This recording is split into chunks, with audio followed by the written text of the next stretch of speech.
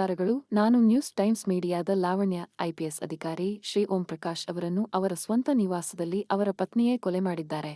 ಓಂ ಪ್ರಕಾಶ್ ಡಿಜಿಐಜಿಪಿಯಾಗಿದ್ದರು ಮತ್ತು ಸಂಪೂರ್ಣ ಪೊಲೀಸ್ ಇಲಾಖೆ ಅವರ ಅಧೀನದಲ್ಲಿತ್ತು.